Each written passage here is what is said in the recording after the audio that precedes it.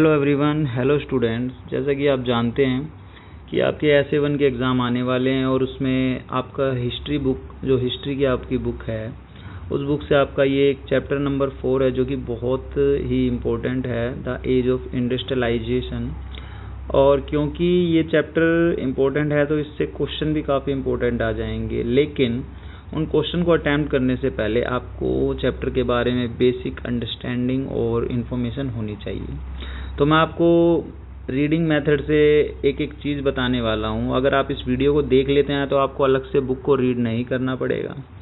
इसी के हेल्प से आप अपने नोट्स भी रेडी कर सकते हैं और ये काफ़ी इजी होगा आपके लिए समझना। ठीक है, तो चलो स्टार्ट करते हैं। सबसे पहले हम द एज ऑफ इंडस्ट्रियलाइजेशन। तो द एज ऑफ इंडस्ट्रियलाइजेशन का मतलब आप समझ ही गए होंगे। ठीक है, एक ऐसा युग, जैसे कि इंडस्ट्रियलाइजेशन मीन्स क्या होता है आपका औद्योगिकरण। मतलब कि ये जो टेक्निकल जो भी चीज़ें स्टार्ट हुई, फैक्ट्री स्टार्ट हुई, टेक्नोलॉजी में एडवांसमेंट हुआ, तो वो जो पूरा समय था, जैसे जैसे वो चीज़ें आगे बढ़ी, उसे ही द एज ऑफ इंडस्ट्रियलाइजेशन कहा गया है। और उसी के बारे में हमारा ये पूरा चैप्टर है कि ये सब स्टार्ट कैसे हुआ, पूरे वर्ल्ड में ये कैसे एक्सपैंड हुआ, कहाँ कहाँ इसकी स्टार्टिंग हुई, किस तरीके से इसमें एडवांसमेंट हुई। ठीक है, तो इसी को हम समझेंगे इस पूरे चैप्टर में। तो आप सबसे पहले ये देखो, ये जो पिक्चर यहाँ पर बनी हुई है, ठीक है, तो इस पिक्चर को एक बार समझ लो। यहाँ पर जो लिखा हुआ है डॉन ऑफ द सेंचुरी। ठीक है, तो डॉन ऑफ द सेंचुरी का मतलब ये है कि एक नई सदी की शुरुआत। ठीक है ना, मतलब जहाँ से आपका जो ये इंडस्ट्रियलाइजेशन स्टार्ट हुआ है, तो वहाँ से ना एक नया समय स्टार्ट हो गया, उसको एक नया समय माना गया है। ठीक है, तो उस टाइम को डाउन ऑफ द सेंचुरी कहा गया है। ठीक है, और ये जो पिक्चर आपके सामने शो हो रही है, इस पिक्चर के बारे में भी थोड़ा सा जान लेते हैं। देखो, ये जो नीचे इसके बारे में इंफॉर्मेशन दी गई है, एक बार आप इसे भी ज़रूर स्टडी कीजिए। देखो यहाँ क्या लिखा हुआ है, dawn of the century published by E.T. Paul music company, New York, England, 1900। ठीक है, तो 1900 में जो E.T. पाउल म्यूज़िक कंपनी है न्यूयॉर्क में, उसने अपनी म्यूज़िक कैसेट्स पर जो भी उसका जो एक पिक्चर बनाया गया, जो भी उसका एक पोस्टर बनाया गया, उस पर ये पिक्चर आपके सामने शो करी है, डाउन ऑफ द सेंचुरी। तो उसने अपनी म्यूज़िक के थ्रू ये बताने की कोशिश की है। ठीक है, चलिए आगे चलते हैं। अब यहाँ से हम स्टार्ट करते हैं अपना। ठीक है, तो देखो, in 900 the popular music publisher E.T. Paul produce a music book that had a picture on the cover page announcing the dawn of the century. ठीक है, तो यहाँ पर ये क्या कह रहा है कि 1900 में एक पॉपुलर म्यूजिक पब्लिशर है जिसने कि E.T. पाउल है, जो कि उसने क्या किया, प्रोड्यूस किया, एक म्यूजिक बुक प्रोड्यूस करी, that had a picture on the cover page. तो उसका जो कवर पेज है उस पर क्या है, ये पिक्चर बनी हुई है जिस पे लिखा हुआ है डाउन ऑफ द सेंचुरी। ठीक है, as you can see from the illustration, तो आप ये देख सकते हैं, जो ये ऊपर इसका एक एग्जाम्पल दिया गया है, at the centre of the picture is a goddess like figure. ठीक है ना, तो सेंटर ऑफ द पिक्चर, तो सेंटर में देख लो पिक्चर के।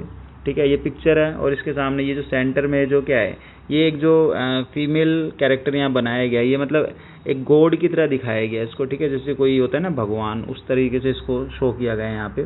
ठीक है, अब आगे देखते हैं। Goddess like figure the angel of progress. ठीक है, bearing the flag of the new century. ठीक है, तो यहाँ पे क्या बोला गया, the angel of progress.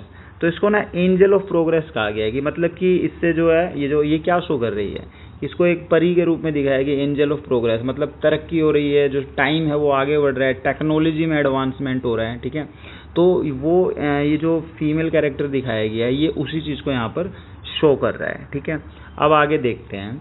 Bearing the flag of the new century, मतलब उसके हाथ में जो फ्लैग दिया गया है वो नए समय की शुरुआत को क्या कर रहा है, आपके सामने शो कर रहा है। She's gently perch on a wheel with wings. ठीक है, तो वो मतलब देखिए वो किसके ऊपर खड़ी हुई है, एक व्हील के ऊपर खड़ी हुई है। यहाँ देख सकते हैं, यहाँ पर एक व्हील है, पहिया एक, और कैसा व्हील है, उसमें ये पंख लगे हुए हैं। ठीक है ना, ये पंख लगे हुए हैं, तो ये इस चीज़ को शो कर रहे हैं यहाँ पर। उसके बाद सी जेंट, ठीक है, her flight is taking her into future. मतलब कि ये जो फ्लाइट है, मतलब कि यहाँ पर क्या दिखाया गया है, ये जो व्हील है ये किस चीज़ को शो कर रहा है, ये फ्लाइट को शो किया गया है। मतलब कि ये जो फ्लाइट है इसको कहाँ ले जा रही है, आने वाले समय में, ठीक है, एक नए समय में। मतलब सिंपल सी बात है, आप सभी समझते हो। टेक्नोलॉजी का मतलब क्या है, इंडस्ट्रियलाइजेशन से क्या हुआ, टाइम आगे बढ़ा है। हम जो पुरानी चीज़ें यूज़ करते थे हमने उसमें एडवांसमेंट किया, हमने टेक्निकली चीज़ों को समझा और धीरे धीरे हम चीज़ों को कम समय में करने लगे, तो उससे क्या हुआ, हम टाइम में काफ़ी आगे बढ़ गए, ठीक है। तो इसी को यहाँ पर शो किया गया है। साथ ही आगे देखते हैं, तो यहाँ पहले हमने क्या समझा, her flight is taking her into the future, मतलब कि ये टाइम में इसको आगे ले जा रहे हैं।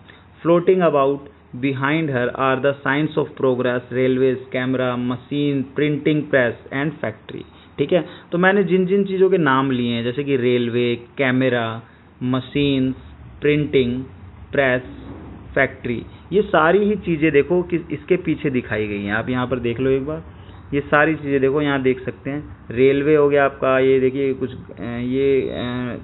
उस टाइम की जो है कुछ कार टाइप ऐसी कोई चीज़ दिखाई गई है यहाँ पे, ठीक है। उसके बाद ये कुछ मशीन्स दिखाई गई हैं, ये शिप दिखाया गया है, इस टाइप की बहुत सारी चीज़ें दिखाई गई हैं।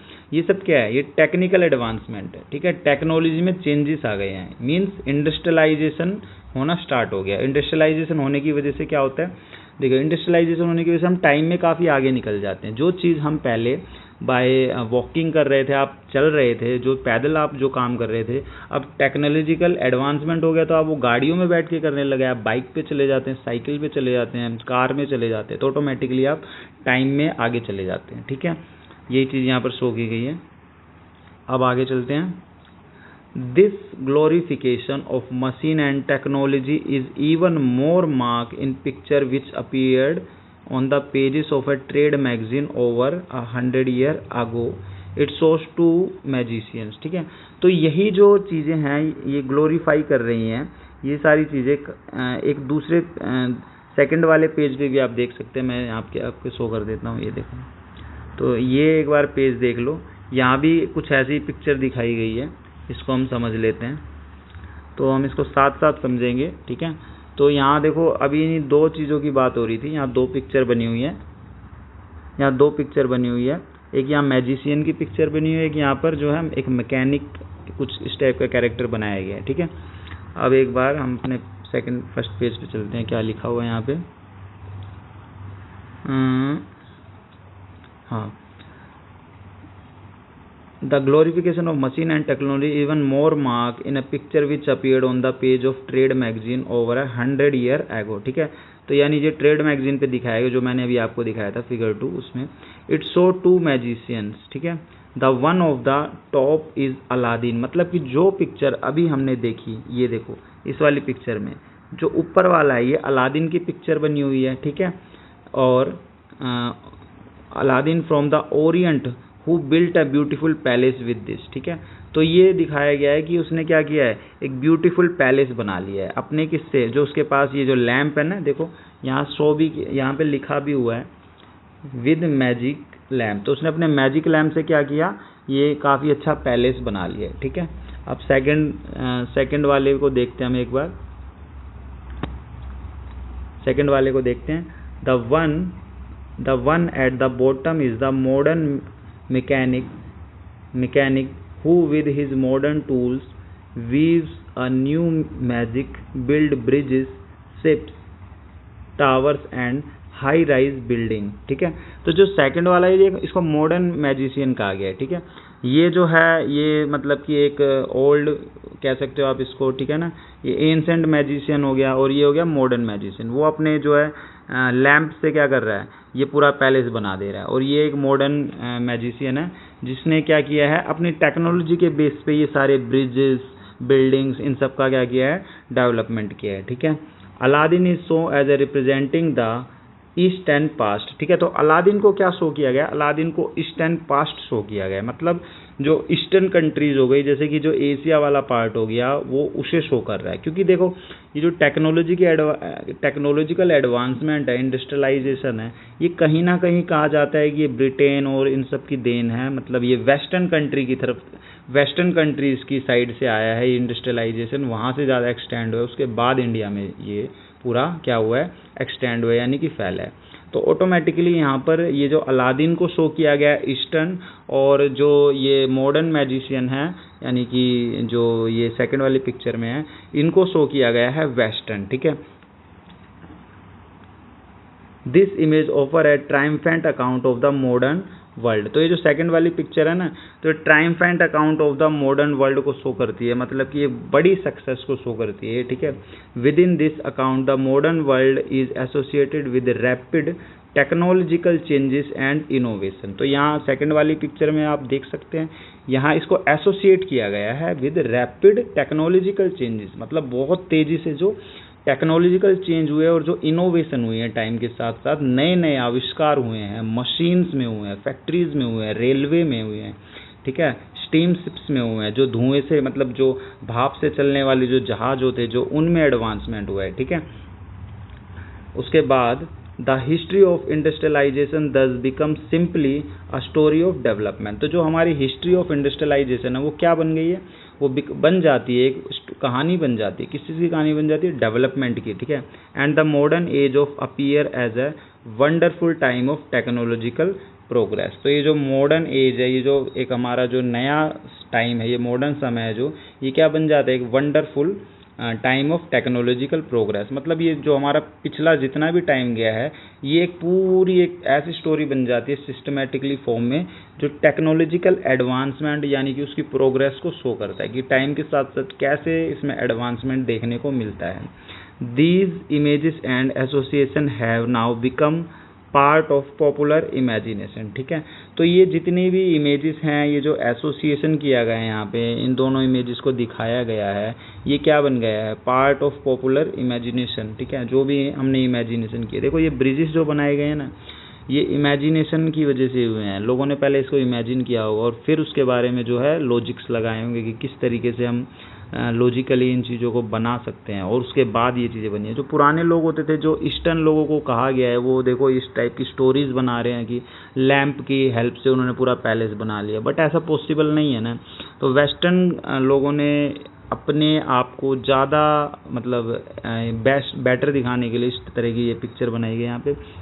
तो वो शो करती है कि वेस्टर्न जो लोग हैं वो इंडस्ट्रियलाइजेशन में जिनका कंट्रीब्यूशन थोड़ा ज़्यादा है। ठीक है, do you not see rapid industrialisation as a time of progress and modernity. तो क्या आपको नहीं लगता कि जो रैपिड इंडस्ट्रियलाइजेशन है, time of progress and modernity, तो क्या ये जो टाइम है ये प्रोग्रेस का रहा है और ये मॉडर्निटी को शो करता है? तो आपको लगता है नहीं लगता क्या ये आपके माइंड में इस टाइप के क्वेश्चन आते हैं? Do you not think that the spread of railways and factories and construction of high rise building and bridges is a sign of society development. तो ये जो जितनी भी चीज़ें हुई हैं, कंस्ट्रक्शन में डेवलपमेंट हुआ है, बिल्डिंग बनने लग गई हैं, ब्रिजेस बनने लग गई हैं, क्या आपको नहीं लगता कि ये सब जो है सोसाइटी का डेवलपमेंट है? ये सारी चीज़ें जितनी भी हो रही हैं टाइम के साथ, आपको नहीं लगता ये सारी चीज़ें डेवलपमेंट? बिल्कुल, ये सारी चीज़ें टाइम के साथ डेवलपमेंट होती हैं और इसमें इंडस्ट्रियलाइजेशन का बहुत ज़्यादा कॉन्ट्रीब्यूशन है। ठीक है, अब ये नीचे देखते हैं, how have these images develop. तो ये सारी जो इमेजेस है ये डेवलप कैसे हुई, and how do we relate to these. ठीक है, और हम इसको अपने आप से कैसे रिलेट करते हैं, इन आइडियाज से कैसे रिलेट करते हैं। Is industrialisation always based on rapid technological development. तो ये जो इंडस्ट्रियलाइजेशन है ये क्या हमेशा से ही एक रैपिड टेक्नोलॉजिकल डेवलपमेंट रहा था क्या? मतलब ऐसा कोई क्वेश्चन नहीं आता आपके माइंड में कि ये हमेशा से ही ऐसा था? नहीं, ये सब ऐसा नहीं था, इसकी भी कहीं ना कहीं से एक स्टार्टिंग हुई थी। ठीक है ना, ये ब्रिटेन से स्टार्ट हुआ था, जो अभी हम आने वाली वीडियो में इसके बारे में बात करेंगे। तो ये सब ब्रिटेन से स्टार्ट हुआ था। ठीक है, can we today continue to glorify continuous mechanisation of all work. ठीक है, तो क्या आज के समय में जो है हम इसको कंटिन्यू कर सकते हैं, इसको ग्लोरीफाई कर सकते हैं, लगातार जो मैकेनाइजेशन हो रहा है, ये जो सारा काम हो रहा है, ठीक है ना, यही सारी बातें यहाँ बताई गई हैं। What has industrialisation mean to people life. ठीक है ना, तो जो इंडस्ट्रियलाइजेशन है उसका क्या है, लोगों की लाइफ पे क्या असर पड़ता है, इससे लोगों की लाइफ में क्या चेंजेस आए हैं? तो बिल्कुल चेंजेस आए हैं। अगर मैं ये वीडियो बना रहा हूँ आपके सामने, तो ये भी तो इंडस्ट्रियलाइजेशन का ही एग्जाम्पल है। ठीक है ना। मैं आपको इस तरीके से जो आज पढ़ा रहा हूँ ये भी इंडस्ट्रियलाइजेशन का ही एग्जाम्पल है, ठीक है। अगर ये नहीं होता तो हम समय से काफ़ी पीछे रहते, मतलब कि आपको पढ़ाई करनी है तो पढ़ाई के लिए आप टोटली डिपेंड हो फिजिकली क्लासरूम के ऊपर, ठीक है। बट आज अगर आप एब्सेंट भी होते हो क्लास में, तो ये इंडस्ट्रियलाइजेशन का ही कंट्रीब्यूशन है कि जब आप एब्सेंट हो तो भी आप घर पे बैठे बैठे किसी भी सोर्स से, चाहे मैं पढ़ाऊँ या कोई और पढ़ाए, किसी भी सोर्स से आप उस चीज़ को इजीली समझ सकते हैं, उसके बारे में बेसिक अंडरस्टैंडिंग या डीप अंडरस्टैंडिंग कर सकते हैं, ठीक है। To answer such question we need to turn to the history industrialisation, ठीक है। तो जो भी क्वेश्चन मैंने अभी आपसे पीछे पूछे थे, यानी कि क्या ये सब ऐसे ही था स्टार्टिंग से, क्या जो टेक्नोलॉजिकल एडवांसमेंट है या टेक्नोलॉजिकल डेवलपमेंट है इसकी स्पीड हमेशा से इतनी ही रैपिड रही है, क्या ये जो टेक्नोलॉजिकल डेवलपमेंट हुआ है इसका जो है अफेक्ट ह्यूमंस पर पड़ा है या नहीं पड़ा है। तो इन्हीं सारे क्वेश्चंस के आंसर हमें इस चैप्टर में मिलने वाले हैं, ठीक है। और इसीलिए ये जो चैप्टर होता है आपके हिस्ट्री का काफ़ी इंपॉर्टेंट पार्ट हो जाता है। इससे आप पूरे वर्ल्ड में ही कहेंगे, जो पूरा आपका टेक्नोलॉजिकल चेंजेस देखने को मिले हैं वो आपको इस इंडस्ट्रियलाइजेशन चैप्टर में ही देखने को मिलेंगे, ठीक है।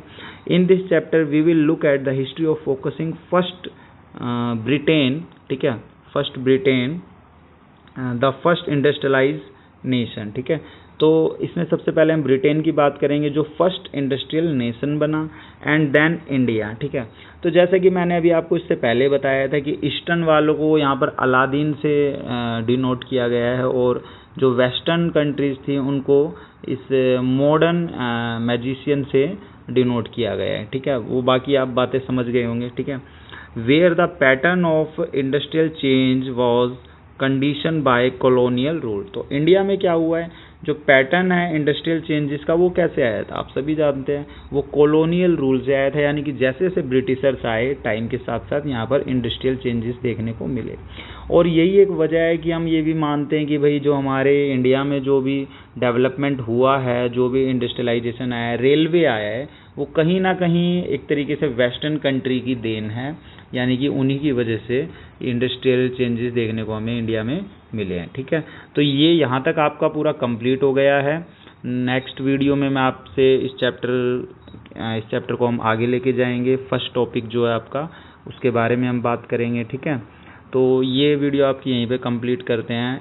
हिस्ट्री का चैप्टर है, इसलिए ये चैप्टर थोड़ा सा लेंथी है, बट मैं ये प्रॉमिस करता हूँ अगर आप मेरी ये सारी वीडियो देखते हैं इसी तरीके से, आपको बुक को स्टडी करने की अलग से ज़रूरत बिल्कुल नहीं पड़ेगी। आप साथ साथ इसी के साथ साथ नोट्स भी प्रिपेयर कर सकते हैं। अगर आपको नोट्स चाहिए, स्पेशल नोट्स चाहिए एग्ज़ाम के लिए, तो आप मुझे कॉन्टैक्ट कर सकते हैं। मैं आपके लिए कुछ वीडियोज़ भी बना दूँगा उन नोट्स के ऊपर, और वो नोट्स भी दे दूँगा, तो आप एग्ज़ाम में एक अच्छी आंसर राइटिंग कर पाएंगे, ठीक है।